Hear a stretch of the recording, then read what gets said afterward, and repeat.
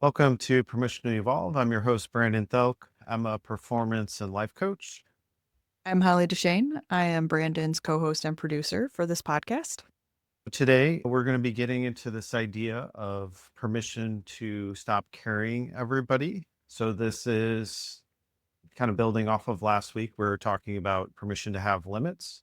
A lot of times we take on all these extra things and we might not have the capacity to. And also, the bigger picture is if I'm carrying other people, like they're not learning the skills necessary to start to do for themselves as well. So we do actually disable kind of people that way by always being there for them in certain ways. They might never learn the things they need. And that's what really brings fulfillment is when we're able to work through those struggles and become more and expand ourselves. We're going to get into some of those ideas. Holly's currently doing some pretty extreme training. So we're going to talk a little bit about that. She's got a 200-mile bike ride coming up, expanding her limits, doing something new. So what's training been like for you, Holly?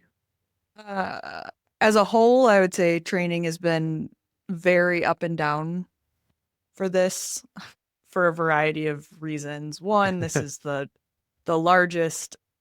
longest distance in terms of a solo sport that I will have ever done. And it's spring and I live in the upper Midwest. And so the weather has been a limiting factor in terms of how well this has gone or not gone. So Well, and today, it's yeah, gravel as well, right? So yes, that's kind yeah, of you need to be outside for that. yeah. It's a Yeah. gravel race. You cannot replicate the feeling of riding on gravel on a trainer. I mean, you can try to make it harder, blah, blah, blah, but it's not the same. So there's that. I was in an accident. I mean, we've talked about that very briefly on a couple of episodes, I think. I was in an accident just over a month ago, like 5 weeks ago. So that has also added to some limitation in terms of what I could physically get done. I think I'm hopeful that we're over the worst of that at this point, though. So, yeah, the training for this has been fun. It's been different. It has taken me through what I would say is like all of the emotions in terms of my abilities as a biker. There was a ride I had a few weeks ago where I was like pretty sure that there was no possible way I was going to be able to accomplish this race. And so it's just been the full range of this feels impossible to this feels hopeful to this is like, yeah, I'm pretty sure I can do this.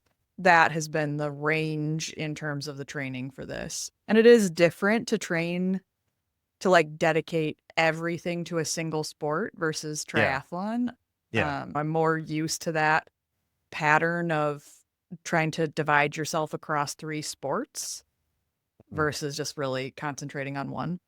What makes somebody decide like, hey, I want to do like a 200-mile bike ride? What led up to that decision making for you? I recently was telling somebody, I was like, this is a very normal thing for me to do. I have a history of diving headfirst into things that I probably have no business diving headfirst into. For me, it was more like someone suggested this. Oh, would you think about doing it? And I was like, yeah, sounds fun. Like, Yeah. sure, let's do it.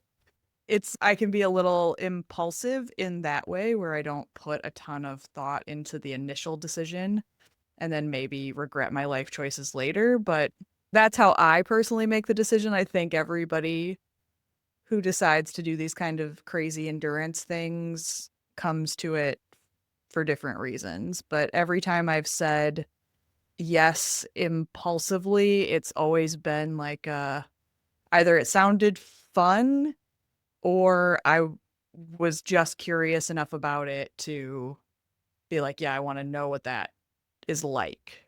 So, Well, yeah. So that's that ability to commit to it and figure it out as you go. yeah. Yeah. And that's a skill we talk about constantly. That's how most things happen is whatever when you have excitement run through you, when there's like a curiosity to something, or this is like, hey, who would I become in this process? That sounds pretty cool. A lot of times, if we get too far ahead of ourselves, we tend to talk ourselves out of things. And so a lot of times it is just the it starts with the commitment, but then it's also that trust that, hey, I'll figure it out one way or another. But when we make a decision, that's important because it clarifies our next steps and actions, where we're no longer split up. When we just kind of need this singular focus. And you can I love the idea, because with some clients this week, I was talking about, finding your purpose, what's your next chapter, like all those things. And it's just really, you need to take some shots, you need to make some commitments, you just need to put yourself out there in new ways, and then that's going to give you more to pull from. And so sometimes when you're stuck, you really just have to get the energy moving. And that's what I love about these types of events, because it's, whether it's like this or like High Rocks is getting really big now, all these kind of extreme sports competitions that you really have to dedicate yourself on so many levels to get there. There's always challenges that surface. And then unfortunately you've had some pretty difficult ones, but each step of the way you've gotten stronger. It's super cool. And I'm excited for you to get out there.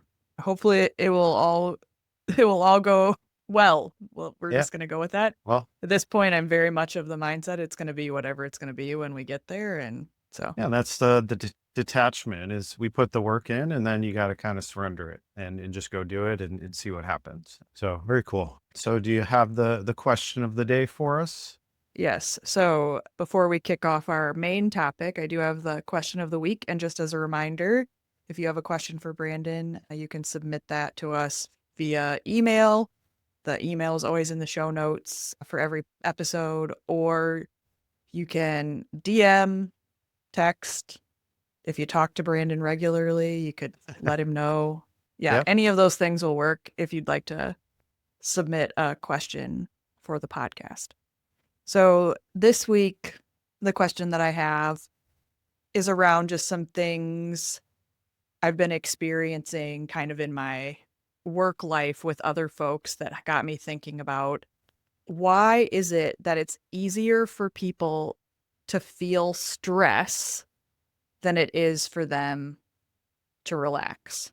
First off, the nervous system is survival oriented. It prioritizes those things. This is very instinctual. It goes back to the beginning of time of just being aware of what's around you. And I kind of need these alarm bells that go off that call my attention and focus to something that could potentially be of danger to me. Nowadays, it is more of, they're more emotional things rather than a lot of physical dangers, although that can happen, but it's really, that is just the hardwiring of our system. As we like do a lot of this work, what you do is you start climbing out of the lower levels of the brain. They typically divided up into three areas. So there's like kind of the reptilian or like primal version of our brain. There's the emotional brain, which is the limbic system.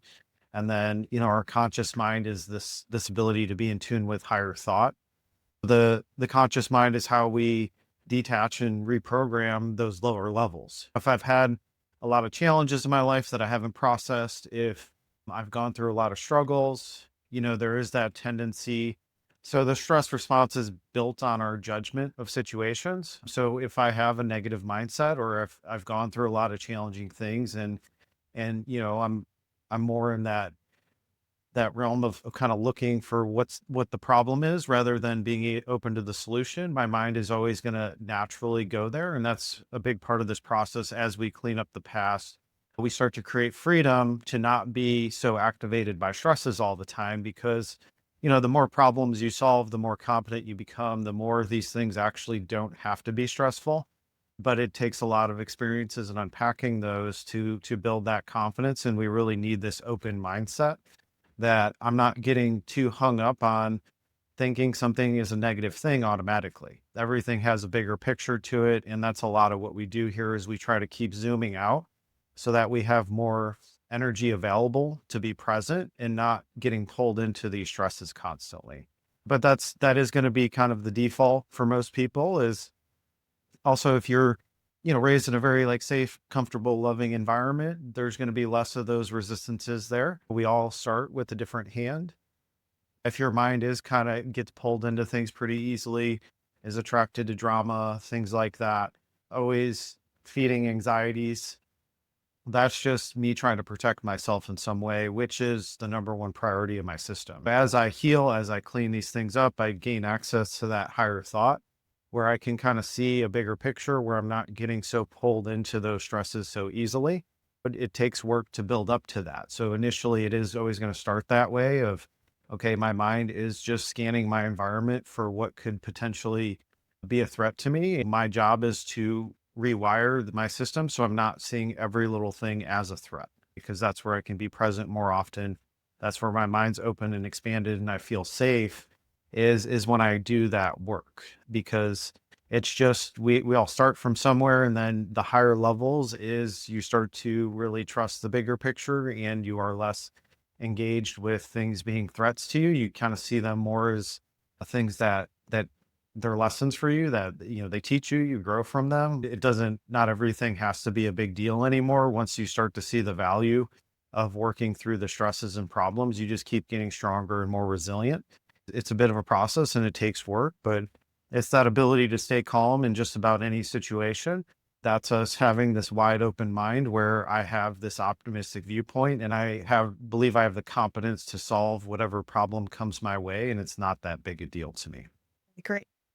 So, I'm gonna shift gears into the main topic for this week, which is permission to stop carrying everyone or everybody. So, Yes. super interested to kind of hear your take on this. Generally, it is based more on people we care about. Don't want to see people suffer. We want to see people do well. But, everybody's really in charge of their own nervous system and their beliefs and whatever they're operating on. A lot of times that might be creating a lot of problems for their lives. And people have to be willing to see things differently, to open up, to ask for help. A lot of times I grew up in these challenging environments. I attune to some like a volatile personality. And so I take on this role of becoming the fixer. I'm always trying to balance other people out to stay safe. And so that's where I start getting pulled into these patterns is, I needed to be this way to not get hurt or not have to deal with intense consequences. I started to attune my energy to everybody else around me. And now I might feel like I have to save people from the problems. And I feel like I'm responsible for the things going on with them, or it's my responsibility to help them get through things. That's kind of piggybacking off of last week where, yeah, of course, these can be great things, but there's also limits to it. And it's kind of, there's this idea of like when helping hurts. That's this idea of like if I help somebody too much, now it's like I'm creating this dependency where basically I'm taking responsibility for that forevermore because I've created that dynamic with that person where they're not really learning the things they need to do to really kind of shoulder that burden. We have big burdens we carry, but then we have like smaller burdens that are just kind of more day-to-day stuff that, most people should be able to develop those competencies. The bigger stuff, major life events, death in the family, big like health issue, things like that. Those are in that realm of, people generally need a lot more support there. And those are the things we probably should help others with when somebody's confronted with a major thing that they can't hold by themselves. That's where we want to definitely be there to support. But a lot of the smaller stuff, you kind of see this, with younger generations. It's like kind of this failure to launch idea, the failure to take on the necessary responsibilities to become a fully functioning adult. And that's saying is there's a lot of delays going on with a lot of this stuff now. And we could look at it's like economically and like all the things that have like happened over these last X amount of years. There's different scenarios where it is a little bit harder to make your way in certain respects. But that saying is if I'm always saving, rescuing, helping somebody through the things that they need to start to take on themselves, I am really not allowing that person to develop those things. And so that's going to continue. You see a lot of this in with parents and children trying to prepare them for life. A lot of parents don't want their kids to go through the same things that they went through, but there's just like, I'm going to provide this better life for them. But a lot of times it takes the form of them just like doing everything for their kids, not teaching them the skills. But then these things start to carry into adulthood. it's this ability to understand where somebody's at and understand what their weaknesses are, but then we can help them strengthen the weakness if there's a willingness. But if they just want other people to do everything for them, now I'm going to be carrying that weight as long as that's not developed. If I really care about that person, that's where we kind of hit that burnout. It creates a lot of bitterness and resentment. So it actually destroys relationships. When we're caring too much for another person, we begin to resent them. So we think it's actually like helping, but it's actually like hurting both of us now, right? That's the thing. These are tough situations. It is just based on this person's capacity, their capabilities. What are some small steps they can take to build themselves to move forward on their own? How can I support them in that way? But a lot of times it's easier to just jump in and do it for somebody. You see this a lot with leadership, not wanting, you get really confident in your job and then you're like, oh, well, it's just way easier if I do it than having to work through other people. But that's something that holds people back in leadership, is they get too into the weeds with things when leadership is about being able to work through other people. It is about kind of backing off, surrendering that stuff. And a lot of, the leadership style of, if I built myself by doing all that hard work, it's that idea that I need to keep doing that same work in order to provide value. But it's seeing that, hey, I've developed all these expertise, this wisdom, that it's actually me taking a step back and being able to manage from that place rather than jump in and save people. Cause it's just like, if I know how to do something really well, there is that tendency, like I'm just going to go do it, but I'm not giving that person the opportunity to grow. I'm not giving them the opportunity to struggle through it, which is what's necessary through pain and suffering, things like that. That's how we learn. When we're forced to learn, that's where we really dig in, get the determination. And then on the other side of it, we get stronger. We build confidence. We build competence. It's this necessary process for everybody's growth. It is resisting those impulses. And a lot it's all well intentioned most of the time, but it's also, there can be dynamics where, especially with parents and children, where when they're growing up, there's this not wanting to let them go too. So sometimes by me being valuable in these ways, I might be clinging to the situation and helping them through problems that they should be probably taking on themselves in order to maintain that relationship dynamic. Like, the helper might be getting something out of it too. It's not really a healthy dynamic because it's like, it's creating that dependency intentionally so that that person needs you. And so that's dependent on you being stronger and them being weaker. So ideally we want to build people up so that they can own their strengths and they don't need it through us anymore. And that's actually what creates healthy relationships is when we create that space for people to step up into themselves. Because that's what makes people feel better and fulfilled is when they do those things, when they get stronger and when they move past the struggle, they get better at something and they can look back on it and be like, oh, I've come a long way. That's a very rewarding thing for any of us to have. And so we don't want to be robbing that from people. Yeah, I think your leadership example in what I do for my day job, it's something that I work with people on super regularly, right? And it's the idea of delegation and allowing teams underneath of them to actually do some of the work and not just like go back to, oh, I could do it faster or I don't want to bother so and so, that sort of thing. Um, that's It takes yeah. patience. I need to be able to let people make mistakes and those are teaching moments. It's not an invitation for me to go rescue or dive in and fix it. Obviously, if it's an emergency, like, yeah, it might be easier for me to fix it, but it's kind of resisting that temptation. And what that does is long term, it just helps everything. If I'm allowing people to fail, make mistakes, work through their problems, now I'm building them for the long term where things get easier and easier over time and I can continually remove myself more. It just makes you a more effective leader.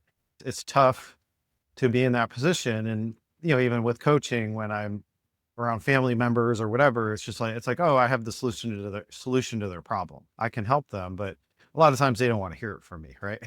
We all learn through our own experiences, right? So if I have somebody that's like willing and open and is curious, that's one thing. But a lot of the times the people we're closest with, they don't really want that from us anyway. It is usually easier with strangers or acquaintances or people that don't know us that well because there's not that learned history. That ability to just let things play out, not need to rescue, not need to impose our will, that allows that person to face whatever they need to face in order to move past it. It can be very difficult, especially if you know the path or have the answers, but it's also that if I'm like forcing that on somebody else, now I'm actually getting the resistance back, right? That's making them not like me too. It's this back and forth dynamic. It's this ability to create space, allow people to go through struggles, allow people to work it out. And after they've done that for a while, and let's say they haven't figured out and they're lost, okay, that's where we offer support is like, hey, these are some things you could do, or this is what you're not seeing here. And that's where we go into kind of teacher mode. It is that allowing people to sit in that uncomfortable gap because that's what they need in order to develop themselves. And so, I think there's a lot where once again we've kind of like viewed negative emotions and we've like as this like thing that should be avoided and that we're going to, put all these labels on it and put all these boxes around it. And now we have this like learned helplessness going on. It's more of that, hey, like this is actually feedback for you. This is information for you to learn from and grow from. And we actually do need to sit with it and work through it in order to clean up our mindset and our relationship with whatever we're interacting with. If I'm getting into rescue mode, that's like skipping the lessons. That's trying to override all the things that should be happening. When reality is going to show you things in life that you need to develop in order to become who you're supposed to be. We don't want to insert ourselves into that process artificially because, I'm taking on these extra burdens, but then it's also the other person's missing out on their lessons. It's allowing for mistakes, allowing for failure. That's how we learn anything. It's just detaching from every little situation is a big deal, or, I can't let this person sit in discomfort because their emotions can't handle it. Well, that's how you become resilient is you actually like start to understand your emotions and you start to work with them rather than every time they hit you, you just kind of freak out and shut down.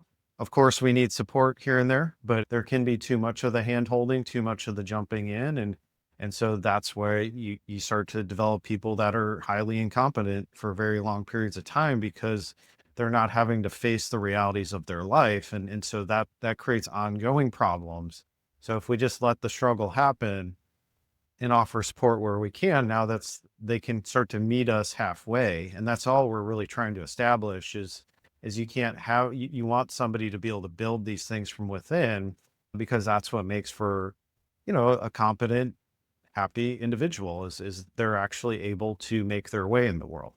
When you were first kicking this off, you talked a little bit about this may have started in a household where maybe there's a volatile parent or something like that. And, as a kid, you're learning to manage to that other person's emotions. Are there other factors that you can think of that might bring this out in people as like more of a habit or more of a, not a habit, pattern? I think it could be, I'll expand on this and then go a little bit back to that other one, but it could be, there might have been a time where I should have helped and I didn't. And that like led to some sort of pain and I don't forgive myself for that. That could be a dynamic of like, I feel so bad because I could have done something and I didn't. And now this terrible thing happened because I don't forgive myself from that. Now I'm trying to overcompensate from that place. I would say that's probably a pretty common expression of it is I'm trying to present or prevent pain from another person because maybe I was in a position to help somebody and I didn't. And that led to some problems. It's just, and it can be this identity role too. It can be like, okay, if I see myself as the helper and I'm always like giving to other people, I'm gonna not be able to receive. So I'm gonna be all my value is built in what I can do from other people. And so that's where I'm gonna be looking for opportunities to assert myself to be that helper, like whether it's wanted or not. And a lot of times that's that once again, that call to step back and be like, okay, well, if I just keep giving everything I've got, I'm going to end up depleted and there's nothing left for me. Right. So we always have to build ourselves first. And And so healthy relationships are exchanges. It's this back and forth giving and receiving. If I'm defaulting in one area, I'm probably going to be lacking in the other. We're going to want to start to balance that out, because that's what creates a lot of resentment, is when we have that huge imbalance. So even though I might be helping a lot, people might I might be helping people that can't even receive. They won't acknowledge that I've helped too, right? There's kind of that thing where it's like I help so much, but then I don't feel like validated in that, where people aren't. I don't feel like they're actually appreciating it. But it might just because I'm trying to force it. It might be where I'm like interjecting, maybe where they don't want my help, but I'm trying to give my value to that person, and they might not even be in the place where they want it or can actually receive it. So it starts to create this weird dynamic where we want to make sure we do these things in balance, because that's what fills us up. And anything I'm giving to another person, there is a even if we're not conscious of it, there's the expectation of like, well, like, what about me, right? There's just like, oh, like I do all these things for others, but nobody does anything for me. And so that creates like this emptiness inside too. So a lot of times, if we're too much in that area, it is about rebalancing ourselves out. And then I can also expand my mind to see that, hey, maybe people are actually helping me out. I just couldn't see it. Maybe there is an exchange going on, but I was in the mindset that nobody ever does anything for me. And that's a common pattern too, where we kind of get in our own head, where we feel like we're always giving and we're not receiving. But if we expand outwards, we might be able to see like, oh, actually that person was trying to help me and I shut them down or I ignored them. We don't receive help from others. That's the thing, is we're just trying to clean these things up. We're trying to find that balance, because that's how we build healthy relationships that last long term, is we don't have all this bitterness and resentment happening.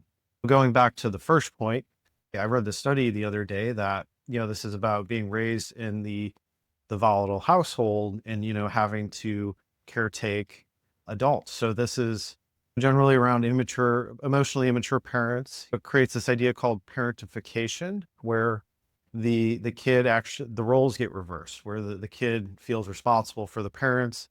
The kid feels like they have to solve problems for the parents, and balance them out emotionally, regulate them emotionally. We need the true version to develop properly. This, like, hey, my parents, that's their job, is to take care of me.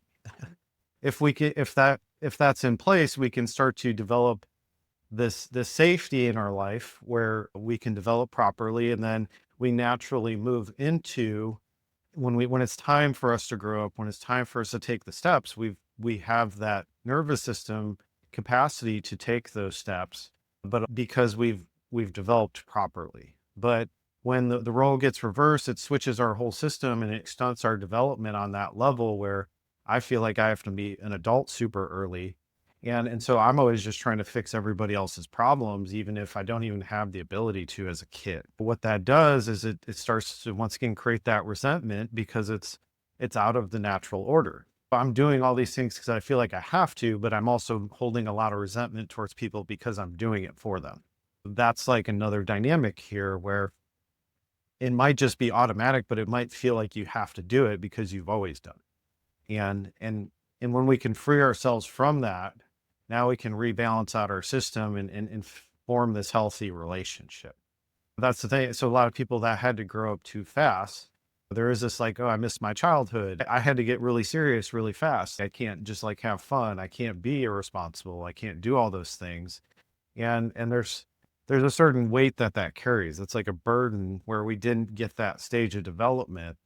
And so there's a lot of painful feelings around that, you know, we become highly competent, because we've been doing this work from day one, is like, yeah, I've had to like try and manage all these things that I didn't even know what the hell I was doing, but I had to figure it out. That's the another important idea around this work, is that's a common pattern that we try to rework, so that you can connect yourself back to play and freedom and having fun and like all those things. Because if life got too serious too fast, odds are is like the were switched, and now I feel like I have to carry all these burdens for everybody else around me, and I'm going to be unconsciously doing that. I'm going to be drawn to those situations until I start to say like, I start to question until I'm like, hey, maybe I don't want to do this anymore. And then that's when I start to balance myself out and develop that other side of me. And that would generally take place in kind of the feminine realm. So feminine realm is that it's that ability to play, to have fun, to be flowy, to not take everything so serious. And so I might be too logical, too analytical, too all the things because I had to grow up super fast. And so that's like when I have to do those things, my mind just kind of keeps it going until I question it. A lot of times it's that backing off of like, hey, usually I'll jump in and save this person or help them, but like I'm actually going to resist that to like get parts of myself back. Maybe this person, much like our parents, where it's like, yeah, they probably should have developed those things on their own, but it was the hand we were dealt. It's kind of that same experience with other people of like, yeah, somebody's probably a little bit stuck in the past. Somebody's probably like left behind developmentally. And we feel like we have to rescue, save them, move them through it. But really, the only way you develop those skills is if you have to go through the struggles and start to build that yourself. You made me think of a thing I saw from a therapist who was talking about calling children old souls. If you're a Yeah. little kid and somebody was, oh, you're like 10 or 7 or whatever it is. Oh, you're such an old soul. And I remember receiving that as like a compliment all the time. When what it really means is that you were an easy kid and you learned how to manage the adults in your life. It doesn't have anything to do with being an old soul or not, and just how you learned to like manage the family you were in. Yeah, you got ahead of the game on the adult responsibilities. That's all it is. Yeah. You had to get serious super fast. You had to learn things before you were ready to. And yeah, so that is going to appear like, oh, this kid's like really wise. It really is just that. It's as simple as that. No, they just like had to grow up faster. They were confronted with pretty intense situations. You really learn how to balance people's energy out, read people very well. That's coming to this work. That's exactly what it is. I developed these skills from, trauma responses, things like that, of like just being hyper alert, hyper aware all the time. You get in tune with people and you start to feel what they're feeling. And it's just like, okay, they need this to feel better. And so that's literally all I do with my clients, but I like have this positive association to it now rather than, and there's like limits and structures around that where it's not like, yeah, I'm not like jumping in to like save everybody I see that needs help. But the people that want help, like come to me and so that's that. And in that way, I'm giving value and I'm receiving something back. It's that exchange that's really important to maintain. That's the thing is an old soul is simply you just had to grow up fast. You've been through a lot of tough things. You probably had to manage adults, and it's sad. It does. Those generally are the people that, uh, because you start so early in that realm, you generally have a level of intelligence that surpasses most people. You can see things deeper than most people. It really establishes some skills that can make you more successful than most people just because you started earlier, right? Me and my girlfriend were talking last night about this. Well, so we went to the Bruno Mars concert this week, which was super cool. And there's all these like videos of like him when he's like 5 years old in an Elvis outfit and stuff. He's like a musical genius, but it's just like, well, he started like so young, like on this career path. So that's what makes him not only is he a great singer, but performer and like all these different things. He's got all these different skill sets he's been able to develop because he's been in the game so long. And we learn so much faster when we're kids too. So if you're thrown into these environments at a super young age, you don't even have to you're not even like scared of the stage. You're just like, oh, this is like normal, right? You don't develop those anxieties about like performing and things like that because you were just like thrown into it and that was your life. These things ultimately are gifts to have to do mature things and all that stuff really fast because it gives you so much more time to develop those things. And so you end up being ahead of the game in many ways, even though the challenge is always connecting back to fun and play and like all that stuff and taking things less serious. We almost need to come back to the child version of us later on because that's what really like builds our charisma too, is having that kind of free flowing, joyful energy. That's what makes somebody special too, but if I'm highly competent and I have that stuff, that's kind of the perfect perfect storm there. It's really, if I had it early, I have to see the gifts in that, hey, this developed me in certain ways that any other path wouldn't have. You generally do carry a little bit of resentment about not being able to fully live the childhood experience. That's really the return back to it is picking those pieces back up and trying to integrate them into your life as an adult. It's an interesting thing because a lot of the people that are extremely like talented and gifted, it's just they've been doing it their whole life, whether they wanted to or not. And so that can express itself a million different ways. Yeah, I was going to ask you about that concert, so that's interesting. It also sounds like he had a little bit of that, Justin Bieber got a whole bunch of attention for his thing at that music festival where he did a similar thing of like videos of him when he was a kid. Yeah, and that's so you kind of have to learn to love it, but that's if once you start so young, well, yeah, you have these like amazing skills and you like learn them at the optimal time to learn stuff. It just becomes very natural. But that's the thing is, it's I think the passion for it probably wavers quite a bit. You see this a lot in the sports world with like baseball players. So, parents are spending all this money on like specialization very early on. So it's like, yeah, these 7-year olds like have all these like coaches that are like giving them sports specific training and, they're going all over the country doing all these tournaments and stuff. It makes for really good baseball players, but it also that hits the point where it became too serious too fast and they might walk away because it makes them miserable, right? So you kind of there's two sides to it, but I think it's best to diversify life and it's best to have different aspects of yourself. If you're just one thing your whole life, you're eventually probably going to get burned out on that and hit a wall with it. These are just kind of weird things. With Bruno Mars, I think his parents were musicians, all that stuff. So it was like a very natural thing for him to be in that arena, but like did he have the choice to do that? Or was it just like, hey, this is what you're going to do? Tiger Woods is another story of that, right? Hey, you're going to be a golfer whether you want to or not. Yeah. Yeah, there's downside to all of that for sure. What would you say are the key things for our listeners to think about if they are working towards stopping carrying everything for the people around them? I think that's a very important idea that can kind of distill it down is like, is my helping hurting? Is am I like taking things away from this person by doing for them? Am I the things I'm shouldering for them? Do they need to be shouldering those things themselves? Because it is through the tension, the stress that we carry inside that's designed to build us. Those are our problems to solve. It's this internal stuff. But if I'm sitting with it and then somebody comes up and takes it off of me, now I don't have that feedback anymore. I don't have the data to pull from because I just got relief from the thing that was stressing me out. With big situations, like, of course, like, if somebody's really dealing with a lot, like we want to support them the best we can. And we want to start to take some of those pieces off of them if we can, so that they can get through it. That's specific situations. Like I said, that falls under the realm of death or health issues or, major life transitions where somebody's like kind of completely lost and they can't find their direction. We probably need to support them in some way.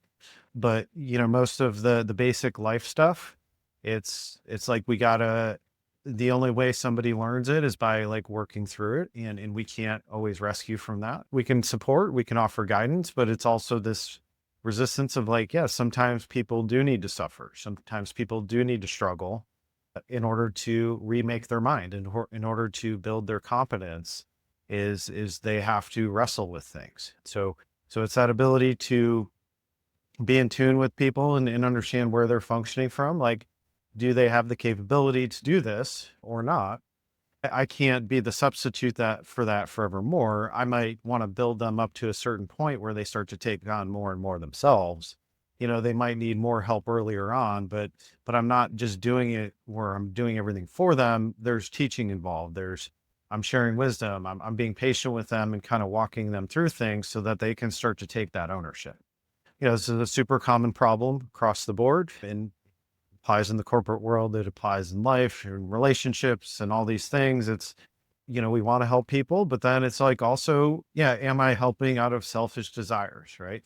Am I trying to create a codependency so that this person needs me so that I don't feel alone? Okay. If a relationship's built on that, there's problems there too. There's multiple different pitfalls here. There's the person not learning. There's also that I'm getting something out of it. And so I want to maintain this so that this person needs me. That's pretty common with parents. And so you gotta, for everybody's own good, you gotta surrender that stuff. You gotta detach, you gotta let it go. And because everybody's confidence and everybody's well-being is built on their ability to make their way in the world. We can't rescue people from those opportunities. We can't save them from it. We have to let them work through it. And that may mean it may look pretty rough at times, but it's like we support with an arm's length so that they can kind of meet us halfway.